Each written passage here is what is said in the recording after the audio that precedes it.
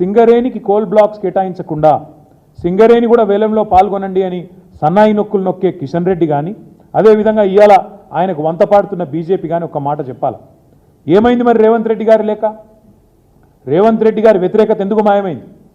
2021 December 11 నాడు coal blocks కేటాయించండి సింగరేణికని demand చేసిన రేవంత్ రెడ్డి గారు పీసీసీ ప్రెసిడెంట్గా ఇలా ఏం మారింది? ఎందుకు ముఖ్యమంత్రిగా మీరు ఆ వేలం పాటలో మేము పాల్గొంటాము అనే మాట చెప్తా ఉన్నారు?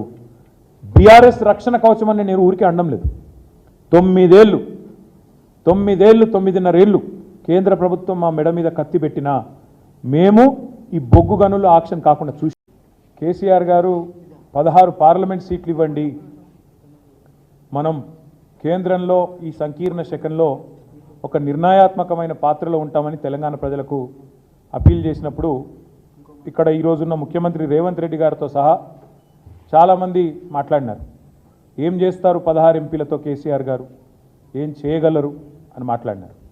ఇవాళ ఏం జరుగుతుంది అంటే 16 ఎంపీలు వచ్చిన తెలుగుదేశం పార్టీ, 16 ఎంపీ సీట్లు సాధించిన తెలుగుదేశం పార్టీ ఇవాళ తనకొచ్చిన నిర్ణయాత్మకమైన పాత్రతో వైజాగ్ స్టీల్ ప్లాంట్ ప్రైవేటీకరణకు అడ్డుకట్ట వేయగలిగింది, ఆపగలిగింది.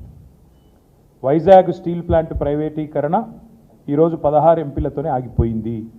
కానీ అదే 16 ఎంపీలు ఇక్కడ చెరి 8 చొప్పున బీజేపీ కాంగ్రెస్కి ఇస్తే ఏం జరుగుతున్నదంటే రేపు స్వయంగా బొగ్గు గనుల శాఖ మంత్రి గారు హైదరాబాద్లోనే వేలం పెట్టి మన బొగ్గు గనులను ఇవాళ బహిరంగ మార్కెట్లో వేలం వేసే ఒక దుర్మార్గమైన ఒక కొత్త పద్ధతికి శ్రీకారం చుట్టబోతా ఉన్నారు.